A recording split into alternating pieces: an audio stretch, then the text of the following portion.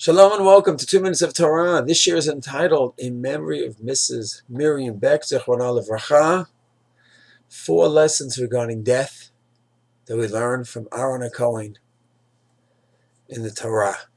So we know that Parshat Shmini is supposed to be one of the most exciting parshas in the Torah. Chanukat HaMizbeach. We're finishing the Chanukat Availut. We're finishing the Mishkan, ready to bring the Korbanot, and tragedy strikes. Nadav and Avihu, our own sons, bring Korbanot. They're not something called a Korban. Izara, they're not supposed to bring.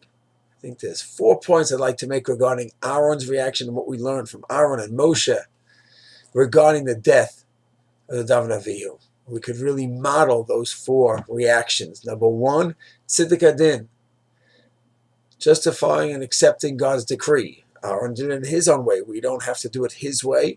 He did it by Yidom Aaron. He was totally silent. He was silent and accepted God's decree.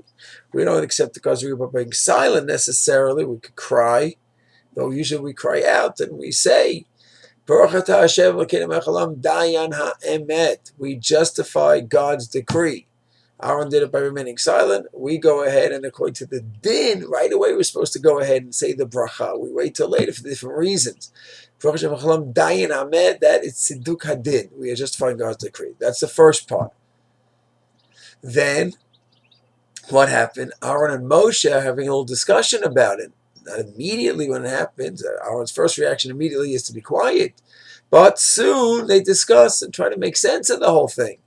And Moshe is saying, B'krovaya Kadesh, and wow, God chose to sanctify his name through them.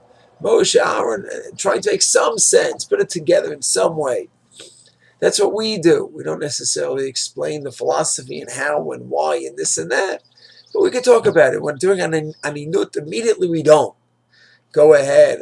Well, I had a good life. Look who he produced. 3 generations, 4 generations. That's not the immediate reaction. Mrs. Beck, Miriam Beck's mother passed away. The first thing is not, oh wow, wait, look at that. 3 generations are in Israel. That's not the first reaction. First reaction is Tziduk Adin. Second reaction is during the Shiva. When I was over there, we talked about the family. They were in Israel, Hakamat Medina, when the state was born. Mr. Beck, the fathers of actually fought in the Independence War. And they were here. They went back to Canada. Now their children and grandchildren and great-grandchildren are here. Wow, we could talk about the legacy and try to make sense, so to speak, of this whole process. Not saying why she passed away, but just try to make sense of it and see the big picture. Then, what did we see in the Torah by Moshe and Aaron? There's a discussion.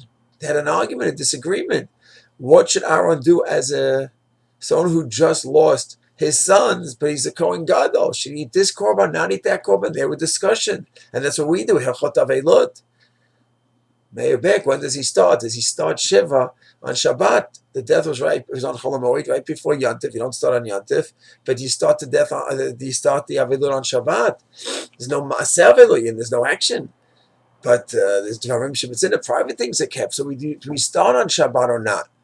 So that's the halachas. And then there's a 4th thing we see in the Torah. Acharei Mot, Shnei B'nei Aaron. Pashas Acharei Mot has a halachot of Yom Kippur.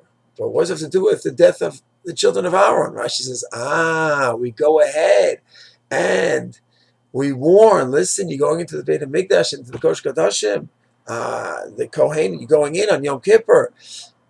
We just lost the death. We just lost some great people. We have to learn from them what to do, not to do, and be careful. That's what Rashi says, because look what happened. So be careful.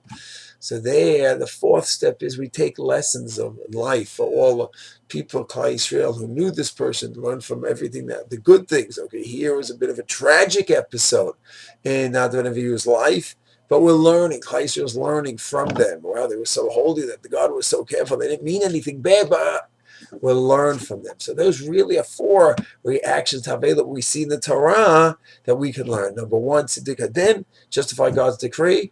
Number 2, sometime later try to put it together